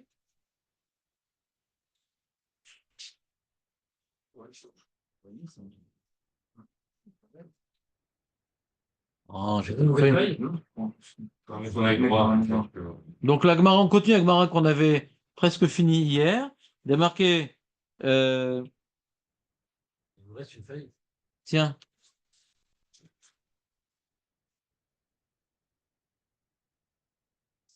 on est plus pour moi du coup, ou pas? Je sais pas. Ouais, c'est possible. Vas-y, prends-la, c'est pas grave. Ils sont tout abîmés. Là, puisque j'ai plus de feuilles, vas-y, tu vas me la lire. Vas-y, lis-moi la Brachot Nun. J'en ai plus, du coup. Ah, j'en ai plus. J'en ai plus. Alors, Brachot, Julien, vas-y. Elle est mieux, là. Tahidar. Ouais, Gama. Ayman. Ayman, Aïe Mata. Bedachil, Beda Bisha. Ouais, On a coup Zakfa d'idée. voilà. Bidé d'Esmalé. Voilà. Histoire de bras, Zakfa d'idée d'Esmalé, Bidé d'Emilé. Pouce, pouce. Et les Mahi. Et qui disent, ça suffit pas de pouce, pouce, faut aussi parler. Anna, Ploni, Barni, Mizara de Yosef, Katina, Delo Shalta. Faut dire son nom, hein. Aïe Bisha. Je suis Yosef Moshe, fils de Aram et Saoud, descend de Yosef. Shneimar, Ben Porat C'est un protocole, alors. Yosef, Aléaïd. Oui, c'est une ségoula. C'est une ségoula. C'est une ségoula. On peut se quitter à soi-même. Non, mais non, tu t'es embrouillé direct, là. Bah oui, mais c'est où avec la narine gauche? Mais non, mais on n'est pas encore arrivé à la narine. T'as peur de Enara de la ville. Tu vas maintenant à Garges-les-Gonaises avec une Porsche. On est plutôt habitué Non, c'est pas, à mon avis, c'est pas la narine gauche. C'est les flics qu'il faut avec toi. Tu ne se rends pas avec la voiture. Ouais. Sarcelles, Sarcelles. Sarcelles à la rigueur. Tu as peur d'avoir les narines dans cette ville, tu rentres, tu fais cette ségoula. Voilà, il va continuer Jérémy avant que. Shneimar, Ben Porat Yosef, Ben Porat Yosef, Aléaïd, Antikré, Aléaïd, et là, Olé, Aïd. On connaît le Mara. Voilà, Bérabi aussi, Bérabi Hanina, Amar Meacha, Ve'et Goularov. On n'a pas encore expliqué Ve'et Goularov, et après on devra se demander hein, comment ça marche ici aussi l'histoire du poisson. C'est la question qu'on a posée hier. Et après, regardez marqué, Ve'i Dachil, regarde la dernière ligne. Ve'i Dachil, c'est quoi Dachil? C'est quoi Dachil? Julien? T'es pas dans le coup, Julien. Non, je suis dans le coup. Non, pas du tout dans le coup. Ta demi-heure de Torah, elle est saccadée. On a vu dans le début de la Gemara, Dachil, savoir peur. Dachil, savoir peur. Vei Dachil, Me'aina Bisha. Dis-les. Samuel, tu peux, s'il te plaît, laisser tranquille mes camarades, on n'est pas nombreux. Vei Dachil, Me'aina Bisha. Chut. Dis-les. C'est quoi dis-les? Lui-même. S'il a peur du Enara de lui-même, l'Irze Atrapa de Nechire d'Esmala, qui regarde le flanc gauche de sa narine, quoi. Rachi. De Fen Asmali chez le Chotmo. Vous entendez ou pas?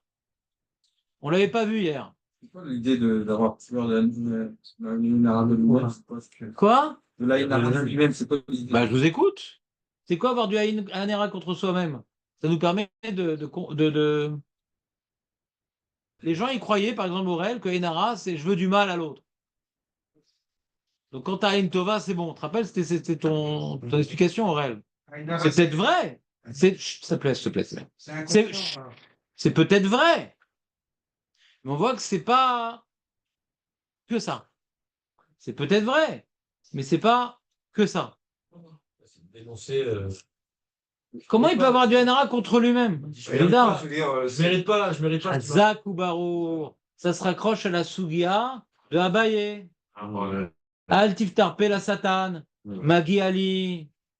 Moi, je suis un rachat. Pourquoi Hachem m'a donné ça? D'accord? Vous vous rappelez de cette Sugia-là? Ouais. D'être dur envers soi-même. Hachem est miséricordieux avec moi, bon, Hachem, j'ai des devoirs. Mais il est miséricordieux pas. Pourquoi Hachem m'a donné ça? Il ne devrait pas me donner ça. Donc, Ainara sur soi-même, c'est quoi ton problème? Et là, tu réfléchis, tu dis est-ce que je mérite? Ok, je ne mérite pas. Et tu vas rester avec. Ah non, Ah. Bon, mais non, ça va expliquer c'est quoi la Inara en vrai déjà. Non, c'est pas comme ça que ça marche, c'est à l'envers. D'après toutes les commandes qui parlent du Nara, on va essayer de définir c'est quoi les Nara. Hmm. On peut aller directement vers un bouquin de Moussard qui va t'expliquer c'est quoi les Nara. Nous, on fait la Gemara. je ne mérite pas. Ouais. Ouais, Hein?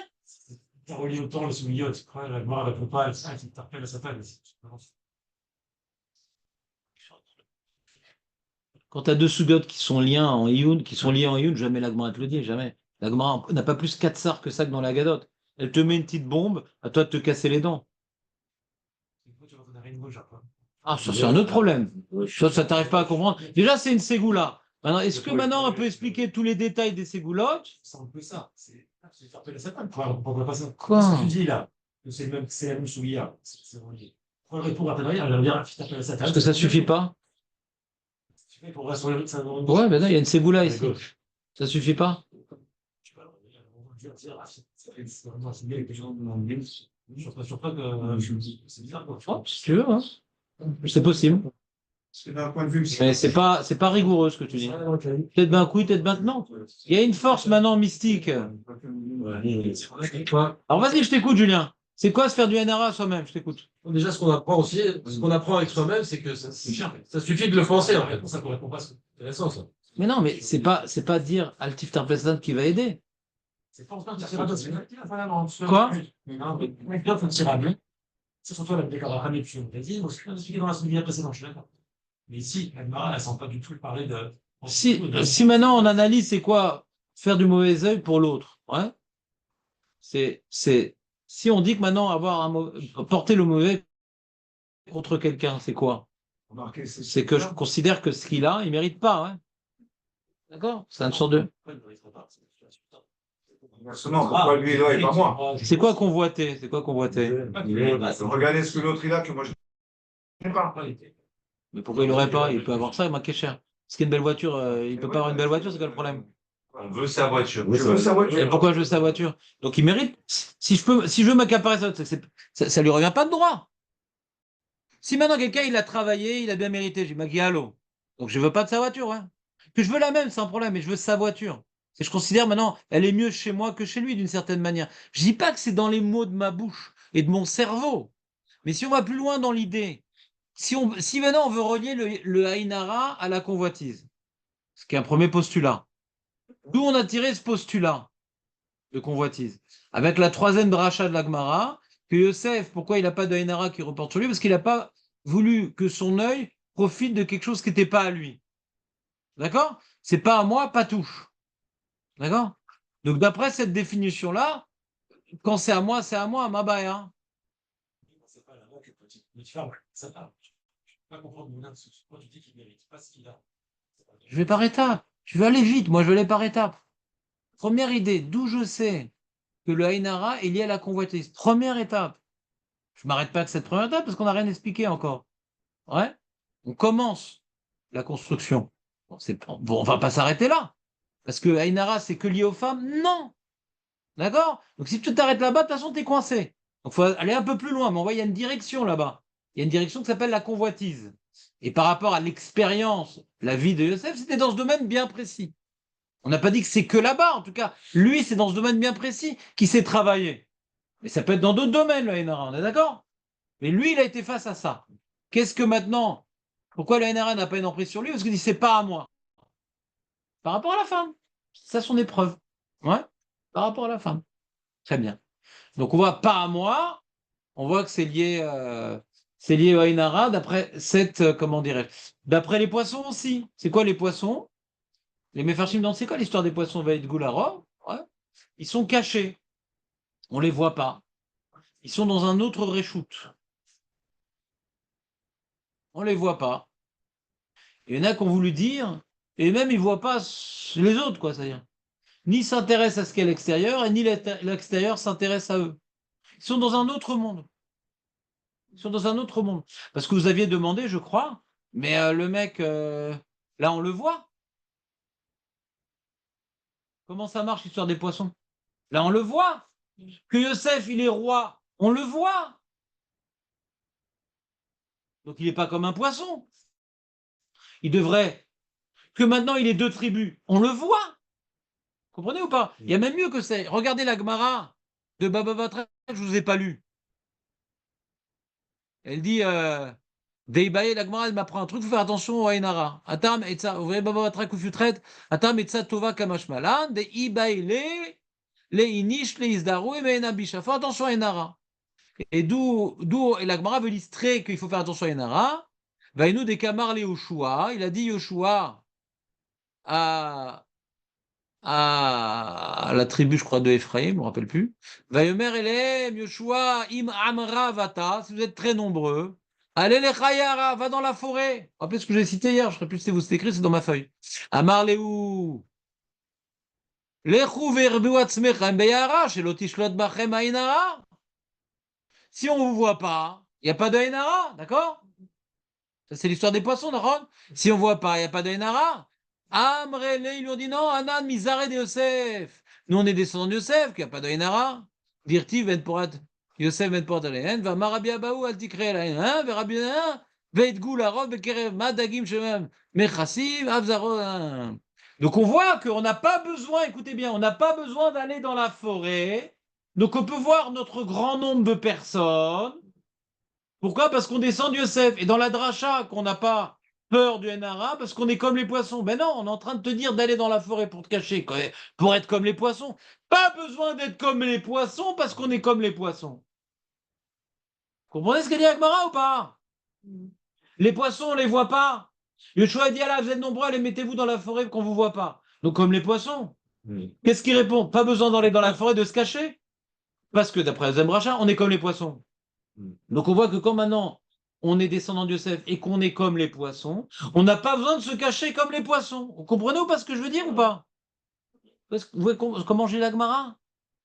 C'est-à-dire qu'on bénéficie de la protection des poissons, bien on est mieux que les poissons. Parce que les poissons, pourquoi ils ont la bracha? Parce qu'on ne les voit pas. Et va être Goulerov nous prouve qu'ils bénéficient de la bracha comme les poissons, bien qu'ils n'ont pas la raison pour laquelle les poissons ils sont bénis. La raison pour laquelle les poissons ils sont bénis, parce qu'on ne les voit pas. Et même, hein, c'est ce qu'on vient de lire. Baba, traque ou traite. Du fait qu'ils sont les poissons, il n'y a pas d'Ainara sur eux. Comment? Du fait qu'on ne voit pas les poissons, il n'y a pas Khazak, c'est la première étape. Non, j'essaie d'expliquer la deuxième étape. Maintenant, Logiquement, on dirait donc pour pas avoir de Enara, qu'on ne me voit pas, je ne me mets pas en avant. Mais c'est pas ça qu'elle dit Agmara. Parce que les Bnei Ephraim, ils ont dit à Yoshua, pourquoi tu veux qu'on se cache dans la forêt? Puisqu'on descend de Yosef, on n'a pas besoin de se cacher. Et comme on se descend de Yosef, il n'y a pas de Enara, on n'a pas besoin de se cacher. Et qu'est-ce qu'elle rapporte, la deuxième dracha de la Gemara? On n'a pas besoin de se cacher parce qu'on est comme les poissons qui n'ont pas peur de Enara parce qu'ils se cachent. Comment ça marche?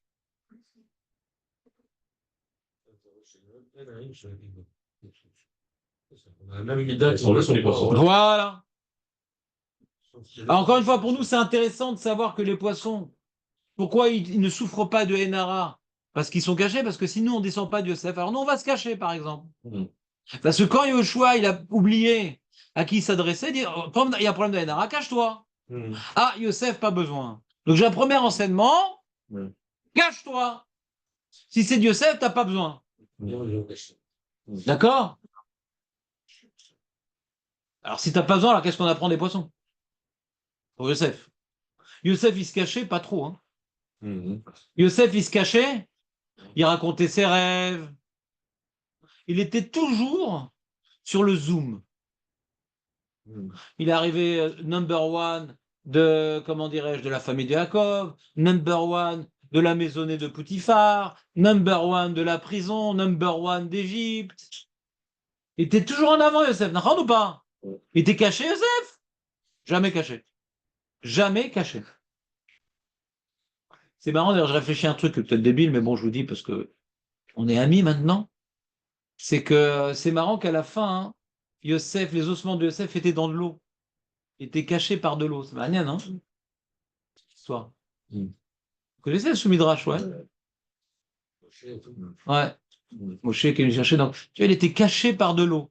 Ils ont voulu le cacher par de l'eau. C'est marrant, peut-être qu'il y a un rapport, je ne sais pas. Fin de parenthèse. En tout cas, Yosef ne se cachait pas. Peut-être, je me suis dit, il y a peut-être une chose où il s'est caché, c'est par sa barbe, il y a marqué. Les frères n'ont pas reconnu parce qu'il avait une barbe. Bon, les poissons n'ont pas de barbe, ouais. Il y a le poisson chat qui a une Il y a moustache. un poisson qui s'appelle la barbu. Nachon, Chazak ou Baro. Vous comprenez ou pas? Donc, en quoi maintenant on a comparé Yosef au poisson? Yosef n'incarne vraiment pas la cachade. D'accord? Ça peut être ce que vous avez dit, que le poisson, il ne voit pas ce qui se passe à l'extérieur. Voilà. Donc, je suis obligé d'arriver à cette conclusion. Non, ou alors on peut simplement dire qu'il compare au poisson dans le sens où la minéral n'a pas d'impact sur lui. Voilà. Et là, on a perdu tout l'enseignement. J'essaie d'aller un peu plus loin dans l'enseignement et de m'inspirer de Yosef. Qui rapporte le poisson Yosef. D'accord? Donc, c'est vrai que dans Yosef, Mokir Shabbat, il avait trouvé un gros poisson. C'est vrai, donc il y a un rapport. Et donc, ce que je veux dire, c'est que le poisson, on le voit pas, mais il voit rien aussi. Il est dans un autre monde, il s'en fout. Il s'en fout du regard des autres. Il sait même pas que les autres le regardent. Comment faire que c'est naturel de s'intéresser au regard des autres? C'est humain. Comme il a dit Rabbi Yochanan Hasset Talmidim, que vous ayez la peur d'Hachem, que vous avez peur du regard des gens. Entendre? C'est normal d'avoir peur du regard des gens plus que d'Hachem. C'est normal. C'est humain. C'est humain. Tu fais une avéra, tu devrais avoir honte de ce que tu as fait par rapport avec Jourou. Et quelqu'un, il a découvert, les gens ont découvert que tu as fait cette avéra, là, tu as vraiment honte. Alors, par rapport à Jourou, tu n'avais pas honte. D'accord? Donc, le regard des gens, il est beaucoup plus dominant en moi que le regard d'Hachem. Mais quand quelqu'un il arrive à travailler son Irat Shamaim, de s'en foutre du regard des autres, c'est un gros travail. On voit que tu vois que le Chovot Alevavot, par exemple, il dit, c'est Midata Anava, ouais. Il raconte l'histoire d'un chassid. Il était arrivé à Midata Anava, il était sur un bateau, quelqu'un lui a urné dessus, et il a ressenti de la joie, qu'il s'en foutait complètement de l'humiliation qu'il était en train de subir. C'est-à-dire qu'il regardait cette scène comme s'il s'agissait de quelqu'un d'autre. Des fois, il t'arrive un truc. Des fois, il arrive un truc à ton copain. Il dit, ah non, mais renforce-toi. Machin. On a toujours de bons conseils à dire à nos amis parce qu'on est à l'extérieur. Mais quand ça arrive à nous, c'est beaucoup plus dur. Le Hanab, il arrive à se donner des conseils lui-même parce qu'il est à l'extérieur de lui-même. Vous comprenez ou pas? Revenons à notre sujet. C'est vrai que Seth, il avait cette force-là de s'en foutre du regard des autres. D'où on voit qu'il avait cette mida-là de s'en foutre du regard des autres. C'est vrai. Hein? C'est vrai. Bah ouais. Ah, Bah ouais. ça dépend de moi. On voit que qu'est-ce qu'ils vont penser de moi, ils s'en foutent. Il n'a pas peur. Qu'est-ce qu'ils vont dire sur moi? Qu'est-ce qu'ils vont penser? Hachem m'a donné une prophétie. Je dois partager ma prophétie. Je veux répandre la parole divine. Pour lui, c'était clair que c'était une prophétie. Oui, mais attends, mais qu'est-ce qu'on pensait de toi? Mais peu importe. C'est comme le Navi, Irmiaou, s'en foutait du regard des autres, Aaron. Il doit dire la prophétie. Alors pareil, Yosef, c'est comme Irmiaou. Vous comprenez ou pas ce que je veux dire? Quand il est dans le Hémet, Je suis dans les maîtres, qu'est-ce que pensent les gens de moi? Peu importe. Donc il est devant Paro. Maintenant, il a souffert, etc. Nanana. Enfin, il y a peut-être une fenêtre de sortie de cette histoire-là. Ah, il paraît que tu interprètes bien les rêves. Oui, il paraît. Non, non, c'est pas moi. Il contredit Paro. Ça se fait de contredire Paro?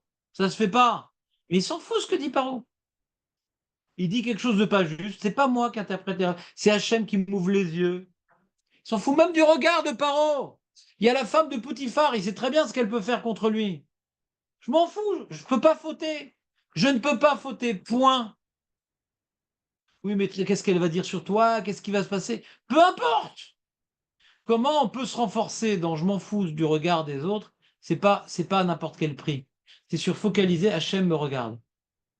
Le plus important pour moi, c'est qu'est-ce qui restera après 120 ans dans ma relation avec Akadosh Baruch Hu? Qu'est-ce que je vais laisser dans ce monde comme reflet d'Akadosh Baruch Hu? Qu'est-ce que je vais laisser dans ce monde comme reflet d'Akadosh Baruch Hu? Pour pouvoir lutter contre l'influence des autres, il faut arriver à développer en nous, être influencé par Akadosh Baruch Hu. Qu'est-ce qu'Hachem pense de moi? D'accord? On a toujours besoin d'un reflet. D'accord? Est-ce que le reflet qui me fait me remettre en question, c'est le reflet des autres. Qu'est-ce que les autres disent sur moi ou qu'est-ce que Hachem pense? On a besoin de ce reflet. D'accord? Donc c'est peut-être ça l'histoire des poissons. Je vous propose. Il se moque du regard des autres, les poissons. Ils ne savent même pas qu'il Ils existe. sont regardés. C'est même pas qu'il existe. Même pas ça le. Donc nous, si on descend pas de Yosef, si on renforce notre travail de Hirat Shamaim et pas Hirat Abriot, alors on donne pas aux autres. Alors comment ça marche la définition? Quand tu donnes à l'autre un pouvoir, quand l'autre maintenant il te juge mal ou il te juge bien, ouais, ça influe sur toi des émotions et des comportements. Donc l'autre a un pouvoir sur toi. Ce qu'il pense sur toi te fait bouger ou te paralyse. Donc tu lui donnes un certain pouvoir. Son regard a une force sur toi. Quand tu donnes du force au regard de l'autre, tu donnes à son regard un pouvoir destructeur sur toi aussi. Mida keneged mida. Tu comprends ou pas, Aurel? Non, je te sens plus tellement intéressé. Quand maintenant ce que l'autre pense de moi est important, c'est que je lui donne une place dans ma vie et je lui donne une possibilité de m'influencer. D'accord? Quand son regard est important. Donc quand je donne à l'autre une possibilité de m'influencer, le Ainara, c'est un type d'influence. Son regard peut être destructeur. Il va dire, ah, il mérite pas. L'autre, ce qu'il pense, c'est important. Alors sa pensée que je mérite pas, par exemple, peut être destructrice. Parce que j'ai donné une place à son regard. Les poissons ne donnent pas une place au regard des autres. Ils ne subissent pas le regard des autres. Vous comprenez ou pas? Ça, c'est donc la vision du NRA par rapport à l'hermétisme. La première dracha, c'est pas qu'est-ce que pensent les autres de moi. Ouais. C'est que moi, je fais mes yeux, je les maîtrise. Donc les yeux en général n'ont pas d'influence sur moi. Parce que j'ai la maîtrise de mes yeux. C'est pas par rapport aux autres. Première dracha. Et pour avoir la maîtrise de ses yeux, c'est encore une fois être connecté à Kadosh Baruch Hu. La Torah, le Limouda Torah. Comment? Par rapport aux femmes, tu veux dire? Oui. Première dracha, c'est par rapport aux femmes. Olé Aïn. J'ai la maîtrise des yeux, il y a marqué. La protection du regard, parce qu'il n'y a pas les femmes. Et là aujourd'hui ou quoi? Faut pas le dire. Peut-être t'es pas là qu'on a parlé de ça. Ce qu'on a expliqué juste ce que tu arrives, peut-être. Ouais. Tu écouteras le cours, on a fait tout le développement. C'était lié aux femmes. Alors quelqu'un, peut-être j'ai embrouillé tout le monde. Ok, comment on a expliqué la première opinion, Jérémy? On avait fait toute l'explication dans le Passouk avec les femmes qui étaient sur la muraille, machin. Ça t'a pas marqué non plus? C'était compliqué. On avait épuisé toutes les informations de Midrashi qui étaient dans ce verset-là. Ben Porat, c'était les deux tribus. Aléchour, c'était les filles qui étaient sur la muraille. Aléaïn, c'est Oléaïn, il nous dit le Rashbam dans Batra et Rachid dans Brachot Unae. Il est chalit, il est maître de ses yeux. Il n'a pas regardé les princesses qui lui ont envoyé des choses pour qu'il s'intéresse à elles. Donc on s'est imprégné que du pasouk. T'as compris? Je sais pas, le lien, c'est quoi le lien? Je sais pas, regarde. Je sais pas comment t'expliquer. Regarde le Rashbam. En olin alayin, ve sholtim alav, sholtim alayin. C'est quoi être cholette sur les yeux? Tu peux expliquer c'est quoi être cholette sur les yeux? Quand on parle de l'eau, quand la Torah me dit l'otaturu acharei nechem, c'est ne regarde pas la Porsche, l'otaturu acharei nechem, d'être cholette sur les yeux. Et dans le passou qui nous parle de Aléaïn Aléchour, on parle là-bas, le Midrash, qu'il n'a pas regardé les princesses égyptiennes. D'accord? Donc j'essaie de m'imprégner de ces Midrashim-là. Je pose la question, là. Le seul regarder les femmes, c'est quel rapport? De ne pas regarder les femmes. Quel rapport avec Marinara? Quel rapport la Inara? C'est quoi la Inara? C'est que je donne une force aux yeux. Les yeux ont une force. Quand maintenant je dis mais c'est plus fort que moi, je regarde. Donc j'admets que les yeux ont une certaine force. Et la chose la plus, comment dirais-je, regrettable dans la force des yeux, pour un homme, c'est de regarder des femmes. Comme maintenant je maîtrise la force de l'œil, donc je ne suis plus moi-même sous l'influence des yeux. Et les yeux, par rapport à moi, c'est pas parce que je suis une belle fille. Ça peut être mes biens, ça peut être ma vie. Mais les yeux n'ont pas d'influence sur moi.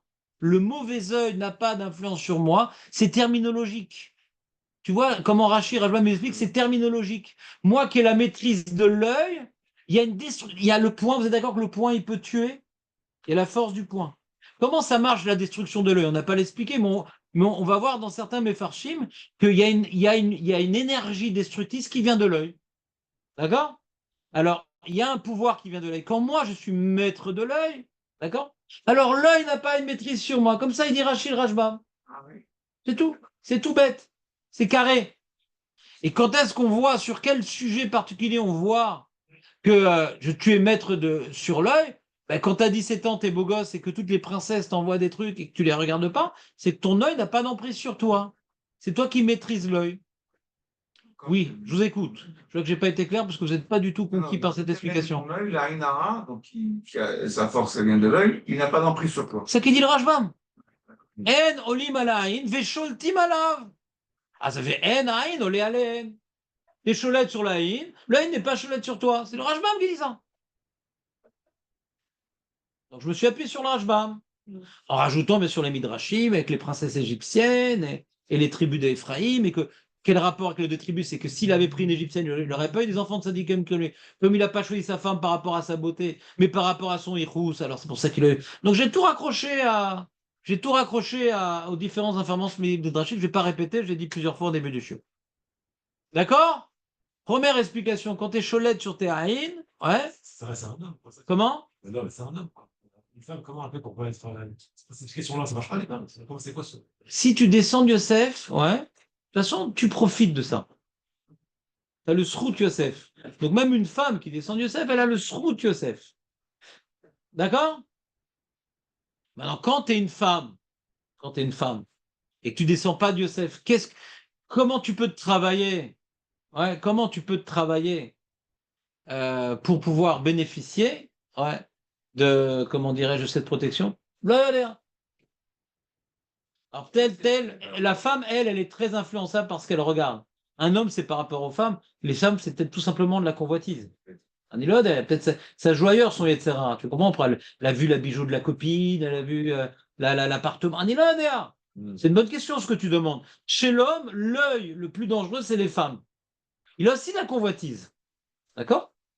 On dit maintenant, par exemple, dans le dernier des 10 commandements, l'otarmod, ouais, on parle là-bas de l'otarmod, et Recha. Comment ça s'applique à une femme? Ça ne s'applique pas. Et on dit que c'est le plus dur chez Bekoulam.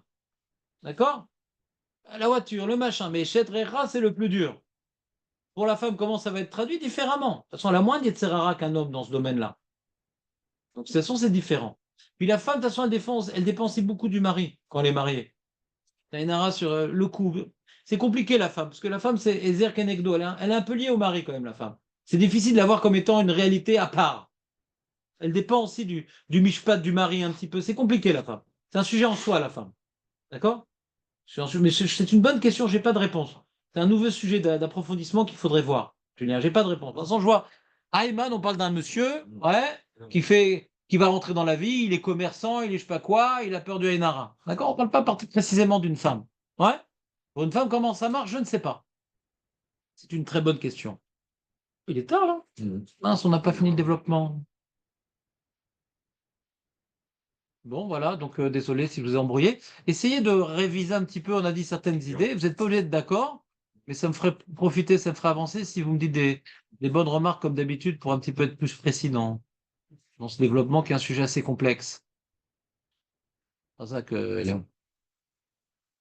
Je ferme les fenêtres ou. Comment? Je ferme les fenêtres tout de suite.